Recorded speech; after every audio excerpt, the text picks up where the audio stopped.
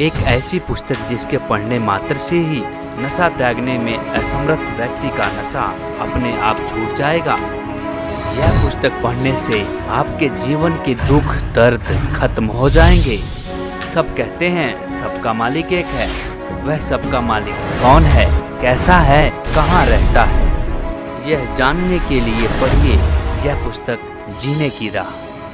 आइए आपको जीने की राह पुस्तक की भूमिका से रूबरू करवाते हैं। जीने की राह पुस्तक घर घर में रखने योग्य है। इसके पढ़ने तथा अमल करने से लोक तथा परलोक दोनों में सुखी रहोगे, पापों से बचोगे तथा घर की कलह समाप्त हो जाएगी। बहू बेटे अपने माता पिता की विशेष सेवा किया करेंगे। घर में परमात्मा का निवास होगा। भूत प्रेत, पितर, भैरव बेताल जैसी आत्माएं उस परिवार के आसपास नहीं आएंगी। देवता उस भक्त परिवार की सुरक्षा करते हैं। अकाल मृत्यु उस भक्त की नहीं होगी जो इस पुस्तक को पढ़कर और दीक्षा लेकर मर्यादा में रहकर साधना करेगा। इस पुस्तक को पढ़ने से उजड़े परिवार बस जाएंगे। जिस परिवार में यह पुस्तक रहेगी और जो इसको पढ़ेंगे, जिस कारण से नशा अपने आप छूट जाएगा, क्योंकि इसमें ऐसे प्रमाण हैं जो आत्मा को छू जाते हैं। शराब, तंबाकू तथा अन्य नशे के प्रति ऐसी घृणा हो जाएगी कि इनका नाम लेने से रूह कांप जाया करेगी। पूरा परिवार सुख का जीवन जिएगा। जीवन का सफर आसानी से तय होगा। इस पुस्तक में पूर्ण परमात्मा कौन है, उसका नाम क्या है तथा उसकी भक्ति कैसी है, इन सब की जानकारी मिलेगी। निरंजन चरित्र, काल का जाल। परमेश्वर कबीर जी ने बताया है कि धर्मदास, मैं तेरे को धर्म यानी धर्मराय काल का जाल समझाता हूं। काल निरंजन ने श्री कृष्ण में प्रवेश करके गीता का ज्ञान दिया। उसको कर्म योग उत्तम बताकर युद्ध करवाया। ज्ञान योग से उसको भ्रमित किया। अर्जुन तो पहले ही नेक भाषा बोल रहा था, जो ज्ञान था। कह रहा था कि युद्ध करके अपने ही कुल के भतीजे, भाई, साले, ससुर, चाचे ताऊ को मारने से अच्छा तो भीख मांगकर निर्वाह कर लेंगे। मुझे ऐसे राज्य की आवश्यकता नहीं जो पाप से प्राप्त हो। उसको डरा धमकाकर युद्ध करवाकर नरक का भागी बना दिया। ज्ञान योग का बहाना कर कर्म योग पर जोर देकर महापाप करा दिया। अनुराग सागर के पृष्ठ 155 का सारांश। धर्मदास जी ने प्रश्न किया कि हे प्रभु, आपने काल जाल समझाया, अब यह बताने की कृपा करें कि जीव को आपकी प्राप्ति के लिए क्या करना चाहिए। सतगुरु कबीर जी वचन। भक्त के 16 गुण यानी आभूषण। परमेश्वर कबीर जी ने कहा कि हे धर्मदास, भव सागर यानी काल लोक से निकलने के लिए भक्ति की शक्ति की आवश्यकता होती है। परमात्मा प्राप्ति के लिए जीव में 16 लक्षण अनिवार्य हैं। इनको आत्मा के 16 सिंगार यानी आभूषण भी कहा जाता है।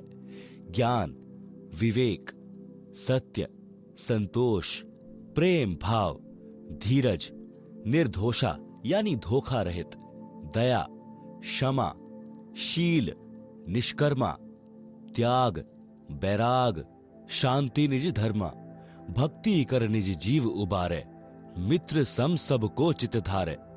भावार्थ, परमात्मा प्राप्ति के लिए भक्त में कुछ लक्षण विशेष होने चाहिए। ये 16 आभूषण अनिवार्य हैं। तत्व ज्ञान, विवेक, सत्य भाषण, परमात्मा के दिए में संतोष करें और उसको परमेश्वर की इच्छा जाने, प्रेम भाव से भक्ति करें तथा अन्य से भी मृदु भाषा में बात करें, धैर्य रखें, सद्गुरु ने जो ज्ञान दिया है उसकी सफलता के लिए हौसला रखें, फल की जल्दी न करें, किसी के साथ दगा यानी धोखा नहीं करें, दया भाव रखें। भक्त तथा संत का आभूषण क्षमा भी है। शत्रु को भी क्षमा कर देना चाहिए। शील स्वभाव होना चाहिए। भक्ति को निष्काम भाव से करें।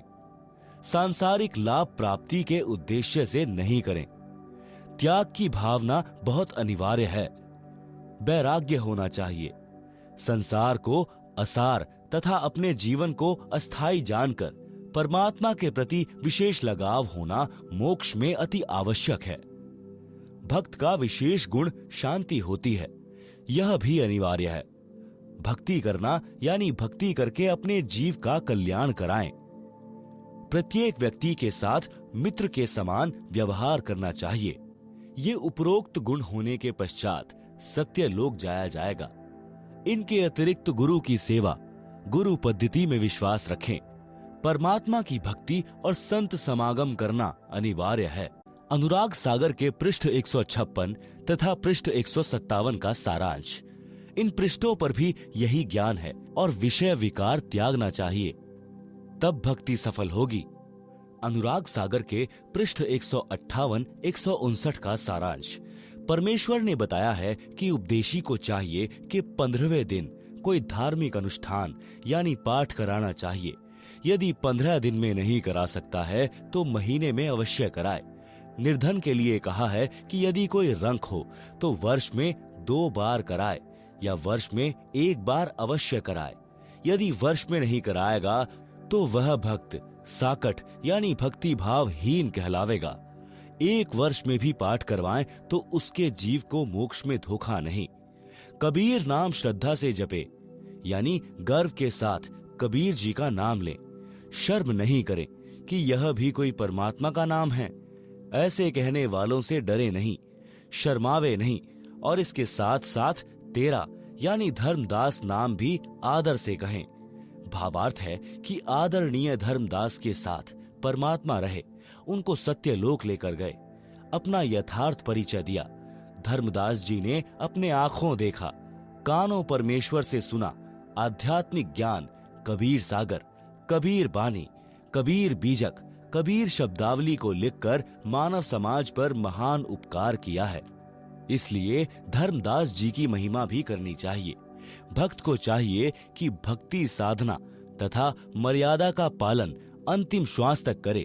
जैसे शूरवीर युद्ध के मैदान में या तो मार देता है या स्वयं वीर गति को प्राप्त हो जाता है, वह पीछे कदम नहीं हटाता। संत तथा भक्त का रण क्षेत्र भक्ति मंत्र जाप तथा मर्यादा है। जो शिष्य गुरु से विमुख हो जाता है, नाम खंडित कर देता है, तो स्वाभाविक ही वह गुरु में कुछ दोष निकालेगा, जिस कारण से नरक में अग्नि कुंड में गिरेगा। यदि गुरु विमुख होकर भक्ति छोड़ देता है तो उसको भी बहुत हानि होती है। उदाहरण, जैसे इन्वर्टर को चार्जिंग पर लगा रखा है, वह चार्ज हो रहा है। यदि बीच में चार्जर निकाल लिया जाए तो वह इन्वर्टर जितना चार्ज हो गया था उतनी देर लाभ देगा, फिर अचानक सर्व सुविधाएं बंद हो जाएंगी। इसी प्रकार उस शिष्य की दशा जाने। गुरु शरण में रहकर मर्यादा में रहते हुए जितने दिन भक्ति की वह शक्ति आत्मा में जमा हो गई, उतनी आत्मा चार्ज हो गई। जिस दिन गुरु जी से विमुख हो गया, उसी दिन से भक्ति की शक्ति आनी बंद हो जाती है। यदि गुरु विमुख यानी गुरु से विरोध करके गुरु त्याग देना होकर भी उसी गुरु द्वारा बताई गई साधना मंत्र आदि करता है तो कोई लाभ नहीं होता। जैसे बिजली का कनेक्शन कट जाने के पश्चात पंखे, मोटर, बल्ब के स्विच यानी बटन दबाते रहो, न पंखा चलेगा न बल्ब जलेगा। यही दशा गुरु विमुख साधक की होगी, फिर नरक का भागी होगा। कबीर परमेश्वर जी ने कहा है कि मानुष जन्म पाकर खोवे, सतगुरु विमुखा युग युग रोवे। गुरु विमुख जीव कतहु न बचे, अग्नि कुंड में जरबर नाचे। कोटि जन्म विषधर को पावे, विष ज्वाला सही जन्म गमावे। बिष्टा माही क्रमी जन्म धरई, कोटि जन्म नरक ही परही। भावार्थ, गुरु को त्याग देने वाला जीव बिल्कुल नहीं बचेगा। नरक स्थान पर अग्नि के कुंडों में जल बल यानी उबल उबल कर कष्ट पाएगा। वहां अग्नि के कष्ट से नाचेगा यानी उछल उछल कर अग्नि में गिरेगा। फिर करोड़ों जन्म विषधर यानी सर्प की जूनी यानी शरीर को प्राप्त करेगा। सर्प के अपने अंदर के विष की गर्मी बहुत परेशान करती है। गर्मी के मौसम में सर्प उस विष की उष्णता से बचने के लिए, शीतलता प्राप्त करने के लिए चंदन वृक्ष के ऊपर लिपटे रहते हैं। फिर वही गुरु विमुख यानी गुरुद्रोही बिष्टा यानी टट्टी में कीड़े का जन्म प्राप्त करता है। इस प्रकार गुरु से दूर गया प्राणी महाकष्ट उठाता है। यदि गुरु नकली है तो उसको त्याग कर पूर्ण गुरु की शरण में चले जाने से कोई पाप नहीं लगता। कबीर गुरु दयाल तो पुरुष दयाल, जेही गुरु व्रत छुए नहीं काल। भावार्थ, हे धर्मदास, यदि गुरु शिष्य के प्रति दयाल है यानी गुरु के दिल में शिष्य की अच्छी छवि है, मर्यादा में रहता है, तो परमात्मा भी उस भक्त के ऊपर प्रसन्न है। अन्यथा उपरोक्त कष्ट शिष्य को भोगने पड़ेंगे। पृष्ठ 160 का सारांश। इस पृष्ठ पर कुछ गुरु महिमा है तथा कोयल की चाणक्य नीति का ज्ञान है। काल का जीव सद्गुरु ज्ञान नहीं मानता। कोयल काग का उदाहरण। कोयल पक्षी कभी अपना भिन्न घोंसला बनाकर अंडे बच्चे पैदा नहीं करती। कारण यह कि कोयल के अंडों को कौवा खा जाता है। इसलिए कोयल को ऐसी नीति याद आई कि जिससे उसके अंडों को हानि ना हो सके। कोयल जब अंडे उत्पन्न करती है तो वह ध्यान रखती है कि कहां पर कौवी यानी फीमेल क्रो ने अपने घोंसले में अंडे उत्पन्न कर रखे हैं। जिस समय कौवी पक्षी भोजन के लिए दूर चली जाती है तो पीछे से कोयल उस कौवी के घोंसले में अंडे पैदा कर देती है और दूर वृक्ष पर बैठ जाती है या आसपास रहेगी। जिस समय कौवी घोंसले में आती है तो वह 2 के स्थान पर 4 अंडे देखती है। वह नहीं पहचान पाती कि तेरे अंडे कौन से हैं, अन्य के कौन से हैं। इसलिए वह चारों अंडों को पोषण करके बच्चे निकाल देती है। कोयल भी आसपास रहती है। अब कोयल भी अपने बच्चों को नहीं पहचानती है क्योंकि सब बच्चों का एक जैसा रंग यानी काला रंग होता है। जिस समय बच्चे उड़ने लगते हैं तब कोयल निकट के अन्य वृक्ष पर बैठकर कुहू कुहू की आवाज लगाती है। कोयल की बोली कोयल के बच्चों को प्रभावित करती है। कौवे वाले मस्त रहते हैं। कोयल की आवाज सुनकर कोयल के बच्चे उड़कर कोयल की ओर चल पड़ते हैं। कोयल कुहू कुहू करती हुई दूर निकल जाती है। साथ ही कोयल के बच्चे भी आवाज से प्रभावित हुए कोयल के पीछे पीछे दूर चले जाते हैं।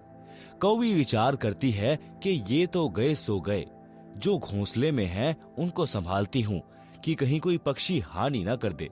यह विचार करके कौवी लौट आती है। इस प्रकार कोयल के बच्चे अपने कुल परिवार में मिल जाते हैं। परमेश्वर कबीर जी ने धर्मदास को समझाया है कि हे धर्मदास, तेरा पुत्र नारायण दास काग यानी काल का बच्चा है। उसके ऊपर मेरे प्रवचनों का प्रभाव नहीं पड़ा। आप दयाल यानी करुणामय सत्पुरुष के अंश हो। आपके ऊपर मेरी प्रत्येक वाणी का प्रभाव हुआ और आप खींचे चले आए। काल के अंश नारायण दास पर कोई असर नहीं हुआ। यही कहानी प्रत्येक परिवार में घटित होती है। जो अंकुरी हंस यानी पूर्व जन्म के भक्ति संस्कारी जो किसी जन्म में सद्गुरु कबीर जी के सत्य कबीर पंथ में दीक्षित हुए थे परंतु मुक्त नहीं हो सके, वे किसी परिवार में जन्मे हैं। सतगुरु की कबीर जी की वाणी सुनते ही तड़फ जाते हैं। आकर्षित होकर दीक्षा प्राप्त करके शिष्य बनकर अपना कल्याण कराते हैं। उसी परिवार में कुछ ऐसे भी होते हैं जो बिल्कुल नहीं मानते। अन्य जो दीक्षित सदस्य हैं उनका भी विरोध तथा मजाक करते हैं। वे काल के अंश हैं। वे भी नारायण दास की तरह काल के दूतों द्वारा प्रचलित साधना ही करते हैं। पृष्ठ 161 अनुराग सागर का सारांश। कबीर परमात्मा ने कहा कि हे धर्मदास, जिस प्रकार शूरवीर तथा कोयल के सुत यानी बच्चे चलने के पश्चात पीछे नहीं मुड़ते, इस प्रकार यदि कोई मेरी शरण में इस प्रकार धाय यानी दौड़कर सब बाधाओं को तोड़कर परिवार मोह छोड़कर मिलता है तो उसकी 101 पीढ़ियों को पार कर दूंगा। कबीर भक्त बीज होए जो हंसा, तारू तास के एको तरबंशा, कोयल सुत जैसे शूरा होई, यही विधि धाय मिले मोहे कोई, निज घर की सुरती करे जो हंसा, तारों तास के एको तरबंशा। हंस यानी भक्त लक्षण। काग जैसी गंदी वृत्ति को त्याग देता है तो वह हंस यानी भक्त बनता है। काग यानी कौवा निज स्वार्थ पूर्ति के लिए दूसरों को अहित करता है किसी पशु के शरीर पर घाव हो जाता है तो कौवा उस घाव से नोच नोच कर मांस खाता है। पशुओं की आंखों से आंसू ढलकते रहते हैं। कौवे की बोली भी अप्रिय होती है। हंस यानी भक्त को चाहिए कि अपनी कौवे वाला स्वभाव त्यागे, निज स्वार्थवश किसी को कष्ट न देवे, कोयल की तरह मृदु भाषा बोले। ये लक्षण भक्त के होते हैं। ज्ञानी यानी सत्संगी के लक्षण। सद्गुरु का ज्ञान तथा दीक्षा प्राप्त करके यदि शिष्य जगत भाव में चलता है, वह मूर्ख है। वह भक्ति लाभ से वंचित रह जाता है। वह भक्ति में आगे नहीं बढ़ पाते। वे सार शब्द प्राप्ति योग्य नहीं बन पाते। यदि अंधे व्यक्ति का पैर बिष्टे यानी टट्टी या गोबर पर रखा जाता है तो उसका कोई मजाक नहीं करता, कोई उसकी हंसी नहीं करता।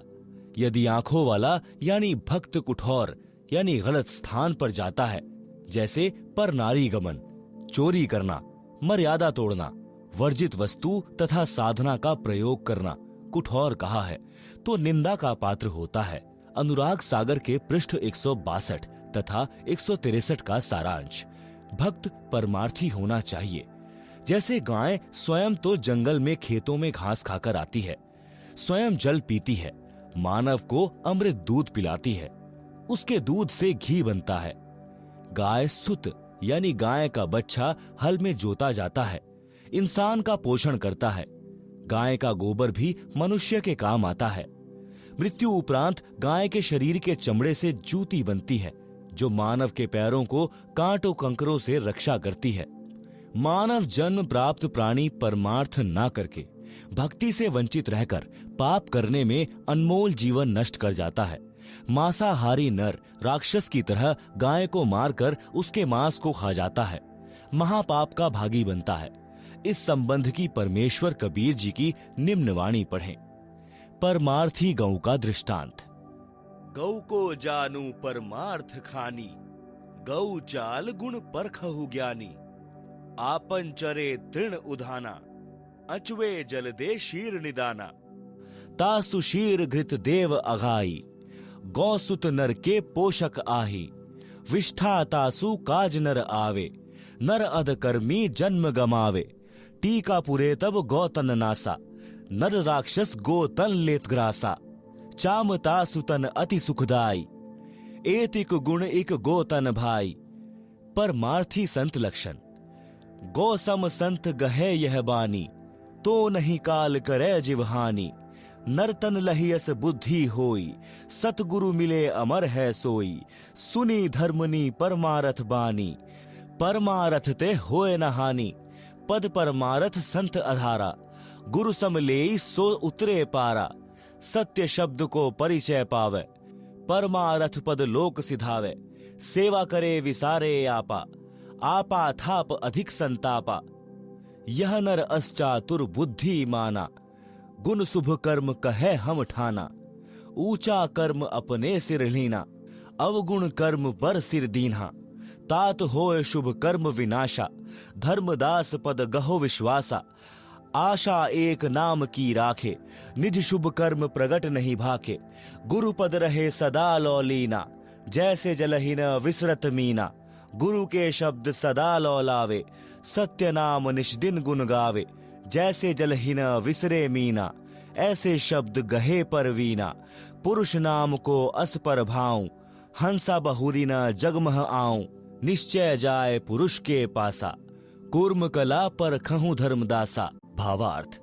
परमेश्वर कबीर जी ने धर्मदास जी के माध्यम से मानव मात्र को संदेश व निर्देश दिया है। कहा है कि मानव को गाय की तरह परमार्थी होना चाहिए। जिनको सद्गुरु मिल गया है वे तो अमर हो जाएंगे, घोर अघों यानी पापों से बच जाएंगे। सेवा करें तो अपनी महिमा की आशा न करें।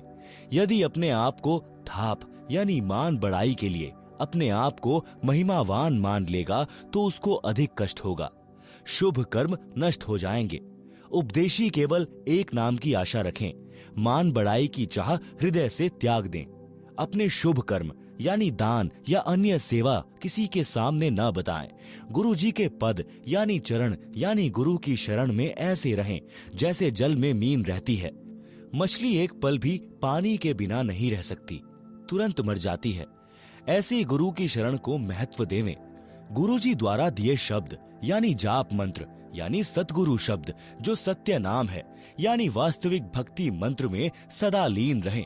जो पुरुष यानी परमात्मा का भक्ति मंत्र है उसका ऐसा प्रभाव है, उसमें इतनी शक्ति है कि साधक पुनः संसार में जन्म मरण के चक्र में नहीं आता।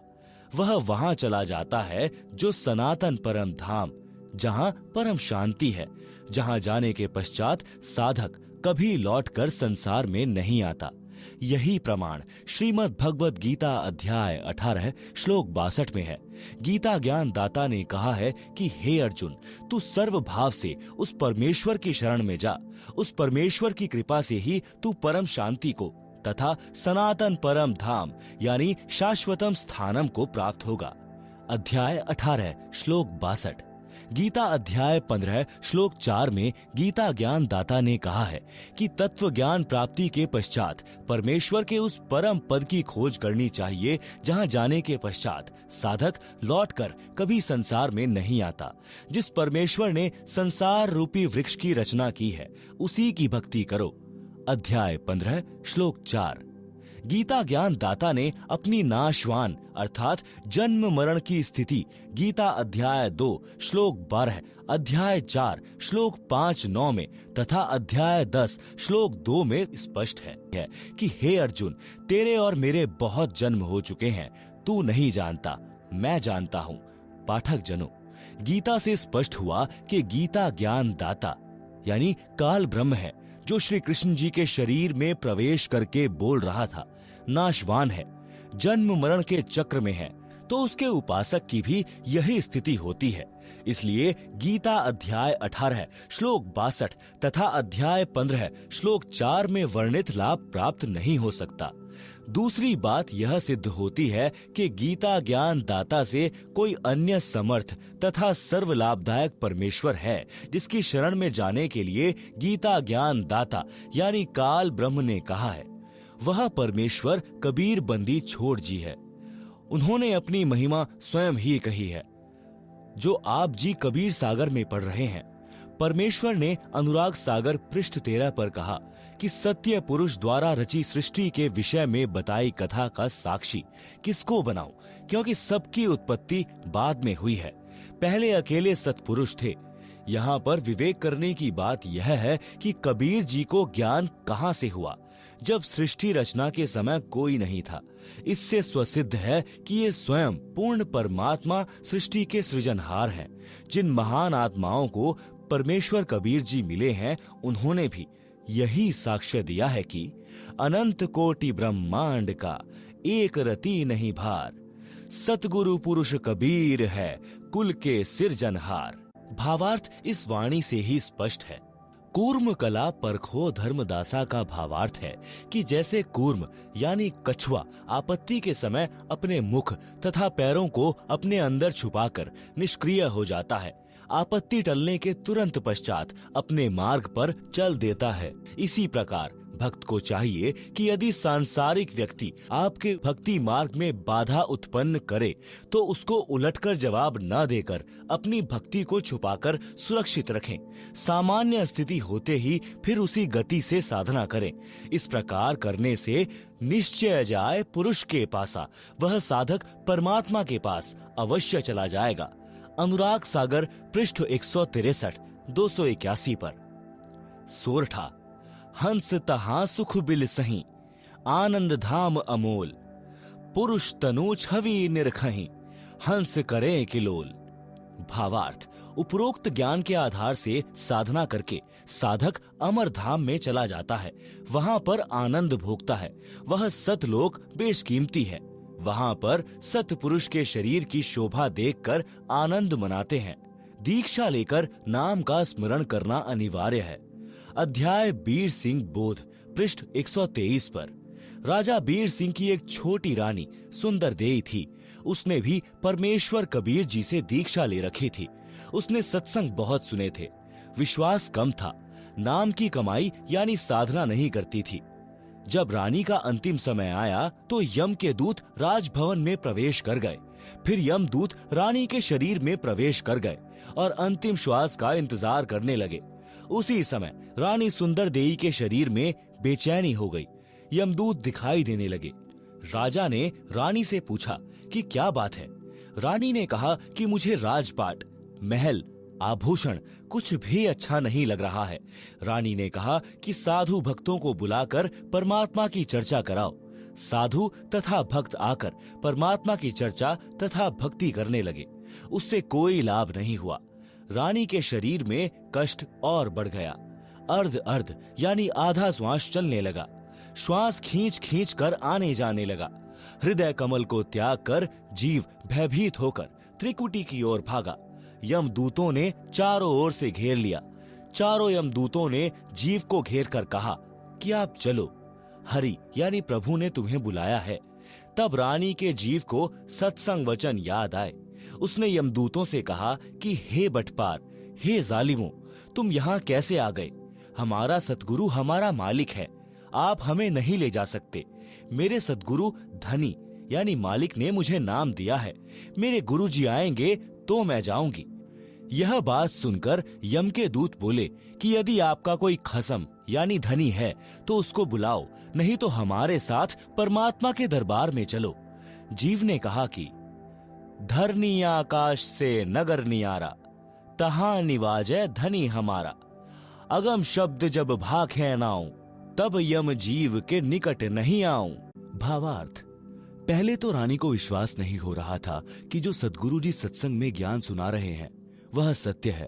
वह सोचती थी कि यह केवल कहानी है, क्योंकि सब नौकर नौकरानी आज्ञा मिलते ही दौड़े आते थे।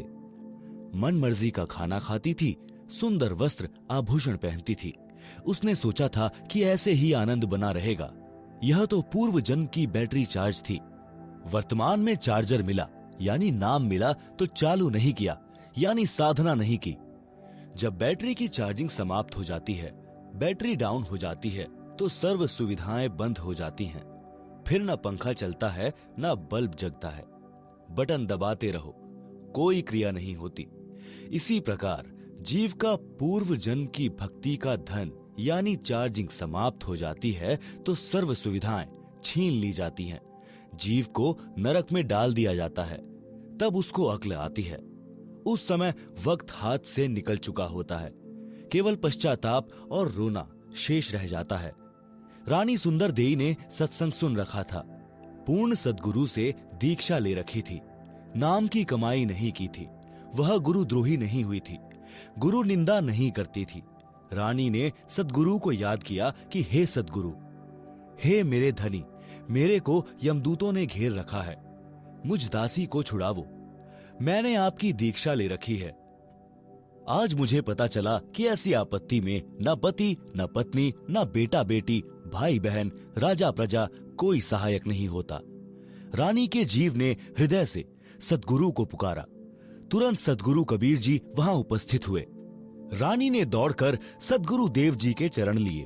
उसी समय यमदूत भागकर हरि यानी धर्मराज के पास गए और बताया कि उसका सद्गुरु आया तो वहां पर प्रकाश हो गया। जीव ने सत सुकृत नाम जपा था। उसको इतना ही याद था। इस कारण से उसको यमदूतों से छुड़वाया तथा पुनः जीवन बढ़ाया।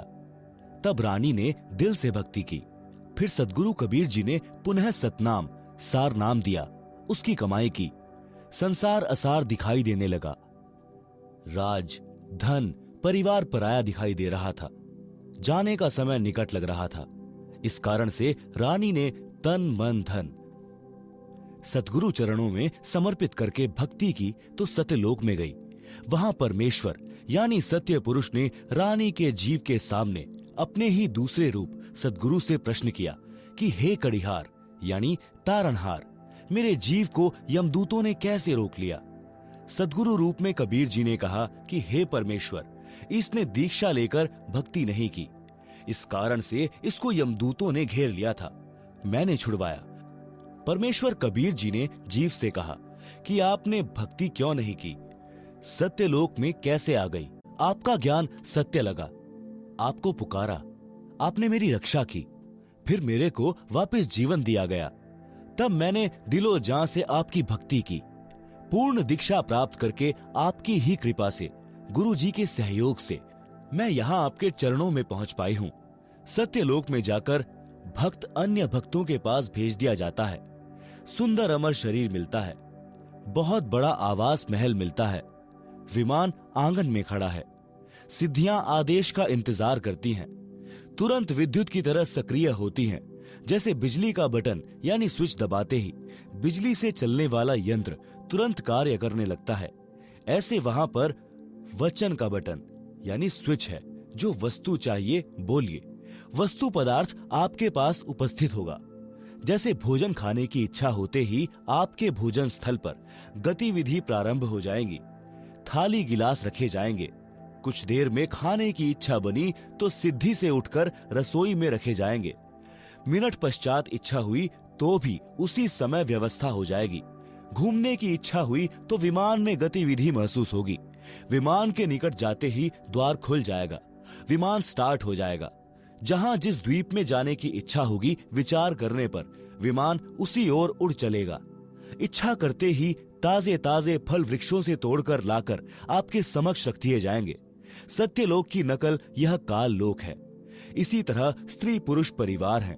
सत्यलोक में दो तरह से संतानों की उत्पत्ति होती है, शब्द से तथा मैथुन से। वह हंस पर निर्भर करता है। वचन से संतानोत्पत्ति वाला क्षेत्र सत्पुरुष के सिंहासन के चारों ओर है। नर नारी से परिवार वाला क्षेत्र उसके बाद में है। वचन से संतान उत्पन्न करने वाले केवल नर ही उत्पन्न करते हैं। सत्यलोक में वृद्धावस्था नहीं है। नर नारी वाले क्षेत्र में लड़के तथा लड़कियां दोनों उत्पन्न करते हैं, विवाह करते हैं। केवल वचन से जो बच्चे उत्पन्न होते हैं वे काल लोक से मुक्त होकर गए जीव जन्म लेते हैं, फिर कभी नहीं मरते न वृद्ध होते। जो सत्यलोक में मुक्त होकर जाते हैं उनको सर्वप्रथम सत्य पुरुष जी के दर्शन कराए जाते हैं। उस समय उसका ही वही स्वरूप रहता है जैसा पृथ्वी से आता है, परंतु वृद्ध नीचे से गया तो वहां सत्पुरुष के सामने उसी अवस्था व स्वरूप में जाता है। उसका प्रकाश 16 सूर्यों के प्रकाश जितना हो जाता है। उसके पश्चात उसको उस स्थान पर भेजा जाता है जो सबसे भिन्न है। वहां जाते ही उसका स्वरूप तो वैसा ही रहता है, लेकिन उसके शरीर का प्रकाश 16 सूर्यों जैसा हो जाता है। परंतु यदि वृद्ध नीचे से गया है तो युवा अवस्था हो जाती है। जवान है तो जवान ही रहता है, बालक है तो बालक ही रहता है। वहां पर कुछ को सत्य पुरुष के वचन से स्त्री पुरुष का शरीर मिलता है। कुछ बीज रूप में सत्पुरुष द्वारा बनाए जाते हैं, जिनका फिर एक बार किसी के घर सत्यलोक में जन्म होगा, परिवार बनेगा। उस स्थान पर वे हंस एक बार जन्म लेंगे जो काल लोक तथा अक्षर लोक से मुक्त होकर जाते हैं। एकांत स्थान पर रखे जाते हैं। वे दोनों क्षेत्रों में जन्म लेते हैं, यानी वचन से उत्पन्न होने वाले तथा स्त्री पुरुष से जन्म लेने वाले में स्त्री पुरुष से उत्पत्ति की औसत अधिक होती है। यह औसत 10/90 होती है। यह 10% वचन से उत्पत्ति, 90% विवाह रीति से उत्पत्ति होती है। सत्यलोक में स्त्री तथा नर के शरीर का प्रकाश 16 सूर्यों के प्रकाश के समान होता है। मिनी सतलोक मानसरोवर पहले है। वहां दोनों के शरीर का प्रकाश 4 सूर्यों के समान होता है। फिर आगे जाते हैं। जब पर ब्रह्म के लोक में बने अष्ट कमल के पास पहुंचते हैं तो हंस तथा हंसनी यानी नर नारी के शरीर का प्रकाश 12 सूर्यों के प्रकाश के समान हो जाता है। फिर सत्य लोक में बनी भंवर गुफा में प्रत्येक के शरीर का प्रकाश 16 सूर्यों के समान हो जाता है। प्रमाण कबीर सागर अध्याय मोहम्मद बोध पृष्ठ 20, 21 तथा 22 पर दशमुकामी रेखता। पृष्ठ 21 से कुछ अंश लिखता हूं। भया आनंद फंद सब छोड़िया, पहुंचा जहां सत्य लोक मेरा। हंसनी यानी नारी रूप पुण्यात्माएं, हंस यानी नर रूप पुण्यात्माएं। हंसनी हंस सब गाए बजाए के, साजी के कलश मोहे लेन आए। युगन युगन के बिछुड़े मिले तुम, आए के प्रेम करी अंग से अंग लाए।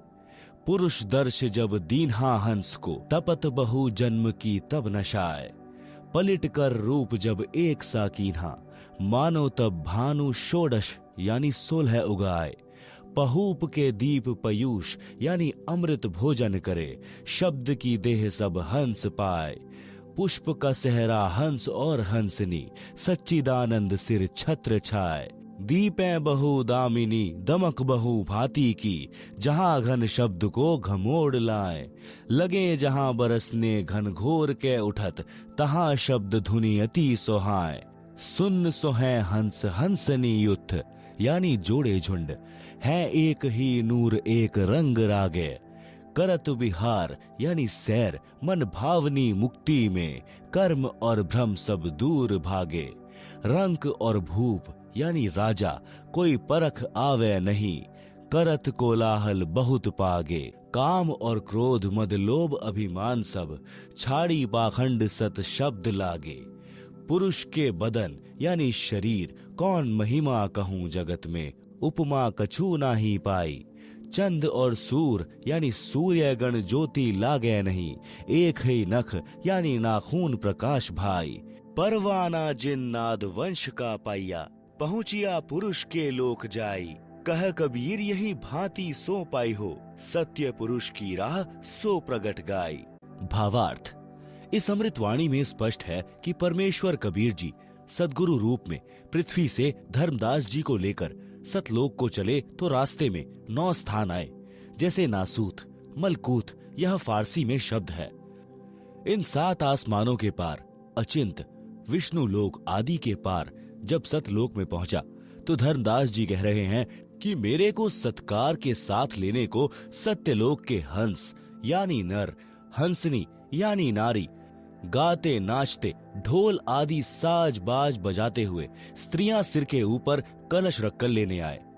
उनके शरीर का प्रकाश 16 सूर्यों के समान था। मेरे शरीर का प्रकाश भी उनके शरीर के प्रकाश के समान 16 सूर्यों के समान हो गया। जो पृथ्वी लोक से मोक्ष प्राप्त करके हंस जाता है, वह पुहब द्वीप में ले जाया जाता है। वहां सर्व सुख है, वह सत्यलोक का हिस्सा है। परंतु सर्वप्रथम नीचे से गए मोक्ष प्राप्ति जीव को पोहब द्वीप में रखा जाता है। यहाँ का दृश्य बताया जा रहा है। यहाँ से इसका जन्म अन्य स्थानों में परिवार में होता है। इसके पश्चात उस स्थान का वर्णन है जहाँ नर नारी से उत्पत्ति होकर परिवार बनता है, जहाँ पर नर नारी के जोड़ों के समूह सुख से बैठे बातें करते हैं, बादल गरजते हैं, फव्वार पड़ती है। यह भिन्न स्थान है जहां सतलोक निवासी पिकनिक के लिए जाते हैं। कुछ स्थान ऐसे हैं जहां न बादल दिखाई देता है, वर्षा हो रही होती है। दीक्षा के पश्चात साधक को क्या करना चाहिए, उसकी जानकारी पवित्र कबीर सागर के अध्याय धर्म बोध में भी है। कृपा पढ़े अध्याय धर्म बोध का सारांश। कबीर सागर में 33वां अध्याय धर्म बोध पृष्ठ 177 1521 पर है। इस अध्याय में परमेश्वर कबीर जी ने धर्म करने का विशेष ज्ञान बताया है। यह भी स्पष्ट किया है कि कबीर परमेश्वर के सच्चे पंथ में दिन में 3 बार संध्या की जाती है। संध्या का अर्थ है 2 वक्त का मिलन। एक संध्या सुबह उससे दिन और रात्रि का मिलन होता है।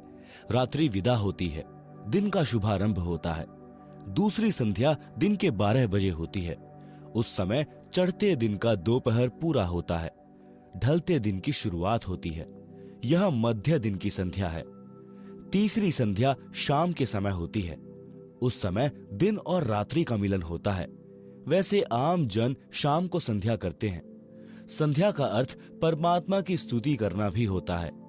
वेदों में प्रमाण है कि जो जगत का तारणहार होगा वह 3 बार की संध्या करता तथा करवाता है।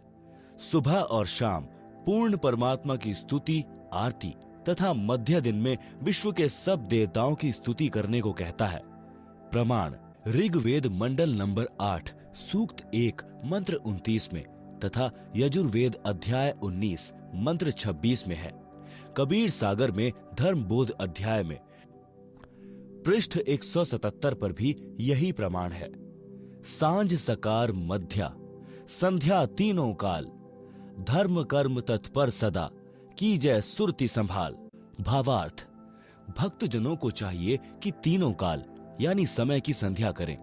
सांझ यानी शाम को सकार यानी सुबह तथा मध्याह्न यानी दोपहर यानी दिन के मध्य में संध्या करते समय सुरती यानी ध्यान आरती में बोली गई वाणी में रहें और धर्म के कार्य में सदा तैयार रहें, आलस नहीं करें। धर्म बोध पृष्ठ 178 1522 पर। कबीर कोटिन कंटक घेरी, ज्यों नित्य क्रिया निज कीन्ह, सुमिरन भजन एकांत में, मन चंचल गहलीन। भावार्थ, भक्त के ऊपर चाहे करोड़ों कष्ट पड़े, परंतु अपनी नित्य की क्रिया यानी तीनों समय की संध्या अवश्य करनी चाहिए तथा चंचल मन को रोककर एकांत में परमात्मा की दीक्षा वाले नाम का जाप करें। कबीर भक्तों अरु गुरु की सेवा कर श्रद्धा प्रेम सहित, परम प्रभु यानी सत्य पुरुष ध्या वही, करी अतिशय मन प्रीत। भावार्थ, अपने गुरुदेव तथा सत्संग में या घर पर आए भक्तों की सदा आदर के साथ सेवा करें। श्रद्धा तथा प्रेम से सेवा करनी चाहिए। परम प्रभु यानी परम अक्षर पुरुष की भक्ति अत्यधिक प्रेम से करें। भक्त जति तथा सती होनी चाहिए। जति के लक्षण, पुरुष यति सो जानिए, निज त्रिया तक विचार, माता बहन पुत्री सकल और जग की नार। भावार्थ, यति पुरुष उसको कहते हैं जो अपनी स्त्री के अतिरिक्त अन्य स्त्री में पति पत्नी वाला भाव न रखे, पर स्त्री को आयु अनुसार माता, बहन या बेटी के भाव से जाने।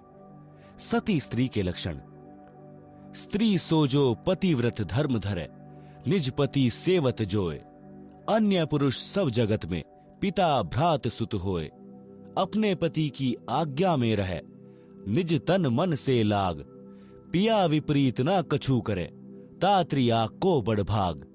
भावार्थ, सती स्त्री उसको कहते हैं जो अपने पति से लगाव रखे, अपने पति के अतिरिक्त संसार के अन्य पुरुषों को आयु अनुसार पिता, भाई तथा पुत्र के भाव से देखे यानी बरते, अपने पति की आज्ञा में रहे, मन तन से सेवा करे, कोई कार्य पति के विपरीत ना करे। दान करना कितना अनिवार्य है। कबीर साहब कहते हैं, मनोकामना बिहाय के हर्ष सहित करे दान, ताका तन मन निर्मल होए पाप की हान। यज्ञ दान बिन गुरु के निष्दिन माला फेर, निष्फल वह करनी सकल सतगुरु भाख्या टेर। प्रथम गुरु से पूछिए कीजय काज बहोर, सो सुखदायक होत है मिटे जीव का खोर। भावार्थ, कबीर परमेश्वर जी ने बताया है कि बिना किसी मनोकामना के जो दान किया जाता है वह दान दोनों फल देता है। वर्तमान जीवन में कार्य की सिद्धि भी होगी तथा भविष्य के लिए पुण्य जमा होगा, और जो मनोकामना पूर्ति के लिए किया जाता है वह कार्य सिद्धि के पश्चात समाप्त हो जाता है। बिना मनोकामना पूर्ति के लिए किया गया दान आत्मा को निर्मल करता है, पाप नाश करता है। पहले गुरु धारण करो, फिर गुरुदेव जी के निर्देश अनुसार दान करना चाहिए। बिना गुरु के कितना ही दान करो और कितना ही नाम स्मरण की माला फेरो, सब व्यर्थ प्रयत्न है। यह सद्गुरु पुकार पुकार कर कहता है। प्रथम गुरु की आज्ञा लें, तब अपना नया कार्य करना चाहिए। वह कार्य सुखदायक होता है तथा मन की सब चिंता मिटा देता है। कबीर साहब कहते हैं, अभ्यागत आगम निरखी, आदर मान समेत, भोजन छाजन बित यथा, सदा काल जो देत। भावार्थ, आपके घर पर कोई अतिथि आ जाए तो आदर के साथ भोजन तथा बिछावना अपनी वित्तीय स्थिति के अनुसार सदा देना चाहिए। सोई मलेच्छ समझानिए, गृही जो दान विहीन, यही कारण नित दान करें जो नर चतुर प्रवीण। भावार्थ, जो गृहस्थी व्यक्ति दान नहीं करता वह तो म्लेच्छ यानी दुष्ट व्यक्ति के समान है। इसलिए हे बुद्धिमान, नित यानी सदा दान करो। पात्र कुपात्र विचार के तब दीजै ताहि दान, देता लेता सुख लहै अंत होए नहीं हान। भावार्थ, दान कुपात्र को नहीं देना चाहिए, सुपात्र को दान हर्ष पूर्वक देना चाहिए। सुपात्र गुरुदेव बताया है। फिर कोई भूखा है उसको भोजन देना चाहिए। रोगी का उपचार अपने वित्त सामने धन देकर करना।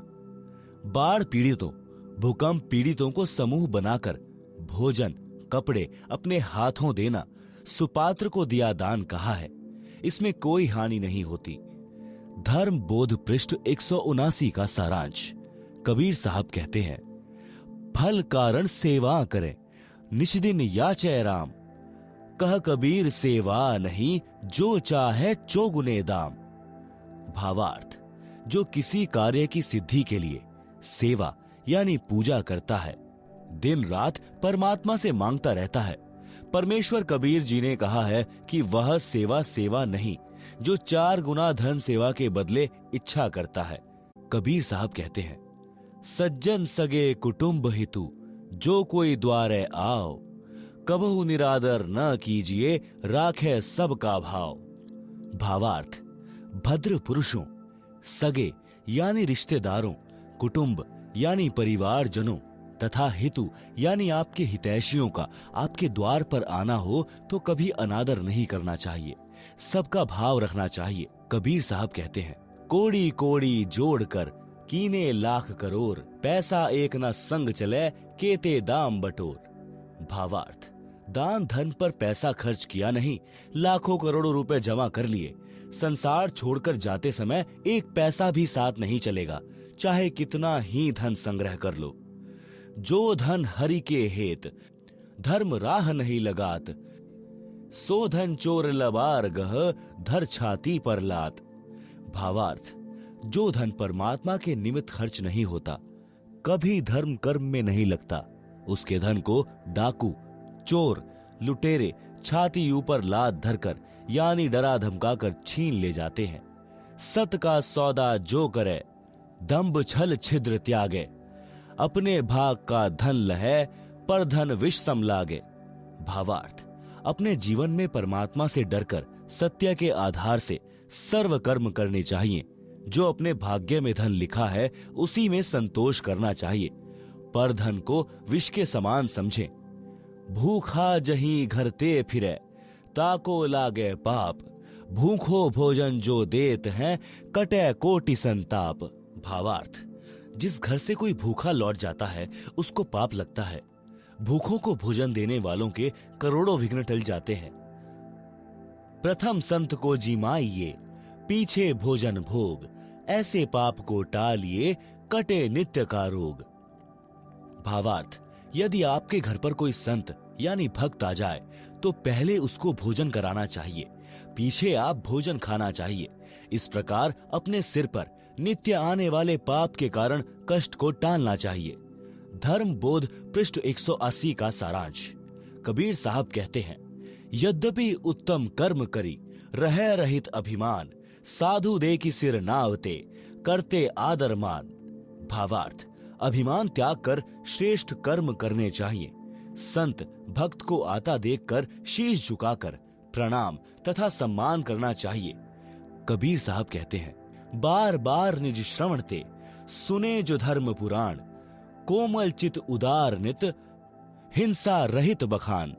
भावार्थ, भक्त को चाहिए कि वह बार बार धर्म कर्म के विषय में सत्संग ज्ञान सुने और अपना चित्त कोमल रखे। अहिंसा परम धर्म है, ऐसे अहिंसा संबंधी प्रवचन सुनने चाहिए। कबीर साहब कहते हैं, न्याय धर्म युक्त कर्म सब करें, न करना कबहू अन्याय। जो अन्यायी पुरुष हैं, बंधे यमपुर जाए। भावार्थ, सदा न्याय युक्त कर्म करने चाहिए, कभी भी अन्याय नहीं करना चाहिए। जो अन्याय करते हैं वे यमराज के लोक में नरक में जाते हैं। धर्म बोध पृष्ठ 181 का सारांश। कबीर साहब कहते हैं, गृह कारण में पाप बहु, नित लागे सुन लोय। ताहिते दान अवश्य है, दूर ताहिते होए। चक्की चौके चूल्ह में, झाड़ू अरु जलपान। गृही आश्रमी को नित्य यह, पाप पांचे विधि जान। भावार्थ, गृहस्थी को चक्की से आटा पीसने में, खाना बनाने में, चूल्हे में अग्नि जलाई जाती है। चौका अर्थात स्थान लीपने में तथा झाड़ू लगाने तथा खाने तथा पीने में 5 प्रकार से पाप लगते हैं। हे संसारी लोगों, सुनो, इन कारणों से आपको नित्य पाप लगते हैं, इसलिए दान करना आवश्यक है। ये पाप दान करने से ही नाश होंगे। कबीर साहब कहते हैं, कछु कटे सत्संग ते, कछु नाम के जाप, कुछ संत के दर्शते, कछु दान प्रताप। भावार्थ, भक्त के पाप कई धार्मिक क्रियाओं से समाप्त होते हैं। कुछ सत्संग वचन सुनने से ज्ञान यज्ञ के कारण, कुछ नाम के जाप से, कुछ संत के दर्शन करने से तथा कुछ दान के प्रभाव से समाप्त होते हैं। जैसे वस्त्र पहनते हैं, मिट्टी धूल लगने से मैले होते हैं, उनको पानी साबुन से धोया जाता है। इसी प्रकार नित्य कार्य में पाप लगना स्वाभाविक है।